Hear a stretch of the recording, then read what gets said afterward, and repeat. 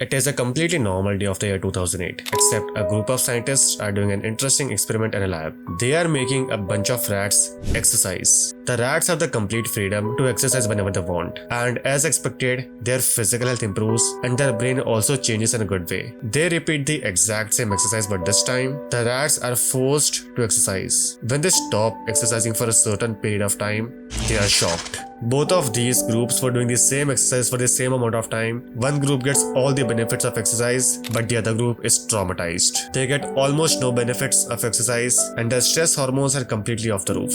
This experiment was one of the first few experiments which show that discipline might not be as good as most people think.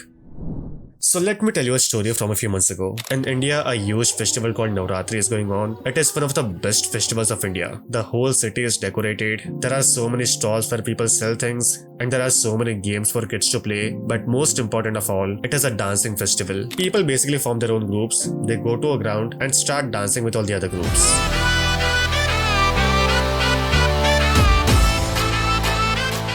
For the young people who want to socialize, this is the perfect opportunity that comes once a year. This festival is called Navratri because it lasts for 9 nights. On the day 1 of this festival, I'm walking to the gym and there's a huge ground near my house where people from all over the city come to dance and celebrate this festival. So while I'm going to the gym by myself wearing my normal gym clothes, I would see groups of people, literally 30-40 groups of people who are wearing those fancy traditional clothes and going in the opposite direction to dance in this festival. Among these people, I would see a lot of my old friends. People I have not spoken to for like 5 to 6 years by this point. Some old classmates, some mutual friends, some childhood friends. All of these people are in their own groups and they are so happy, so excited to go to dance in this festival. There was this one girl who is my old classmate. We went to the same school. We look at each other and she gives me a very strange, very weird look. While the whole city is decorated, it is a huge festival. Everyone seems so happy. People are wearing traditional clothes and going in this direction to celebrate the festival. I am the only person wearing my gym clothes,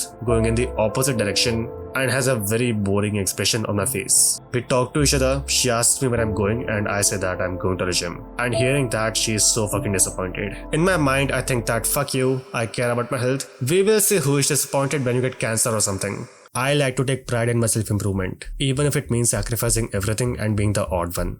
All these people around me, a lot of my old friends, a lot of them are unemployed, they don't have a job. Some of them smoke regularly and they do nothing for self-improvement. Their self-improvement is finding a job or smoking one less cigarette a day. I am much better than them. Time goes by, a few days go by, the same thing keeps happening and I start to think, am I the stupid one? I am doing so many things for my health, but apparently my health has gotten worse over the last year.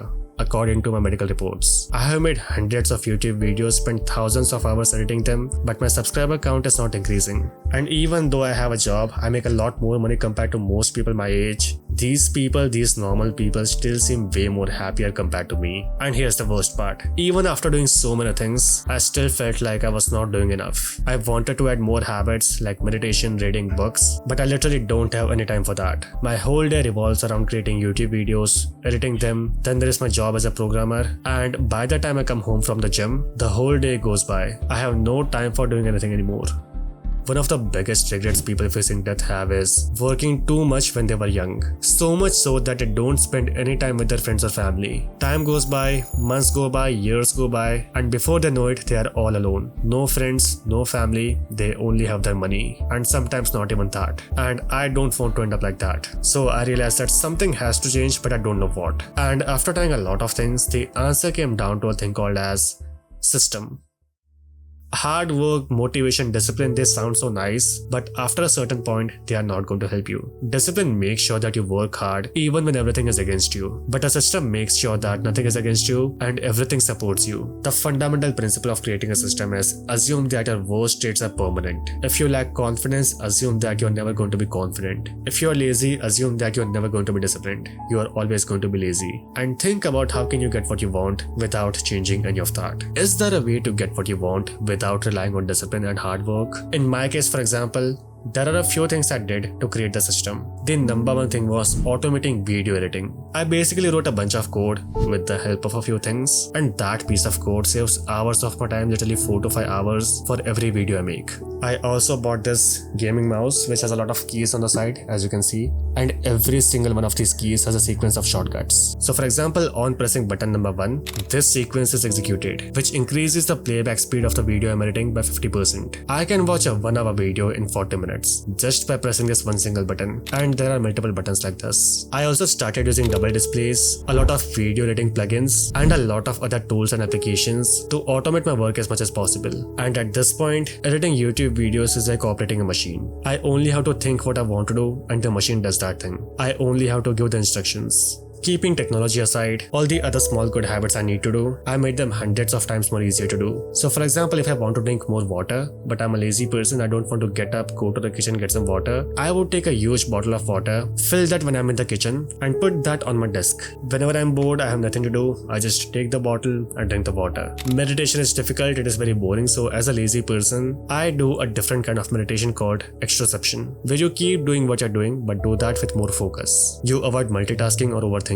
Even the boring things like walking, you do that by completely focusing around you. You are not inside your own head thinking something. For every single good habit I want to do, I think of how can a lazy person do that? How to make that habit more easy, more convenient to do. Next, there is the screen time, the biggest waste of time of all time. I know that if I use Instagram, I will keep scrolling. So I permanently deleted all my social media accounts. Even the apps I do use like WhatsApp and YouTube, they are heavily restricted. My YouTube homepage is completely empty, no Shorts tab for YouTube either, and every video I want to watch, I have to manually search for that. Not only that, I changed a lot of settings in my Wi-Fi router, my phone, and inside each application. And at this point, even I don't remember exactly what I've changed, so going back is very difficult for me.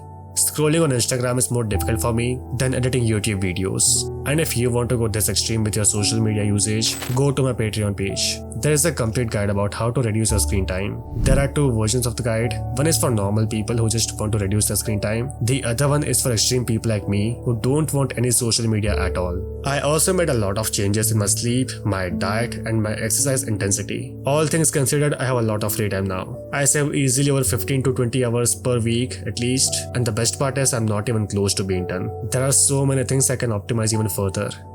Now the question is, how can you create a system like this? So first of all, it depends from person to person, depending on what kind of work you do, what habits you want to do, what habits you don't want to do. But there are 3 things I can tell you. The number one thing is your mental health. I can give you a perfect system where all the good habits are easy to do, all the bad habits are difficult to do, but you will still choose all the bad habits if your mental health is fucked up. The second thing is your environment. So imagine you live in a house where one part of your room is full of exercise equipments. There's the treadmill, the dumbbells, the pull-up bars, all the gym equipments. The other part of the room is full of books. And then there's a desk where you work, with a proper setup and everything. Also add a few more roommates who are quite productive. When you live in a house like this, it is almost impossible to not be productive. As opposed to a house which is more like a dungeon. You are in a dark room with your PC, with all the cigarettes and alcohol and stuff. It is almost impossible to do anything good here.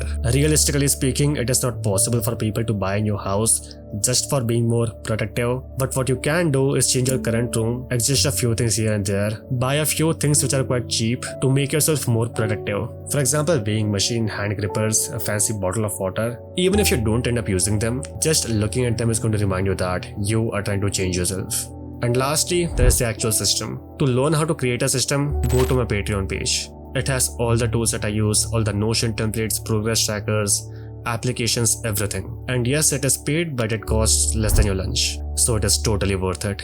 Anyone can afford it. You can watch this video next, where I try everything from the book Atomic Habits. Thank you so much for watching. Goodbye.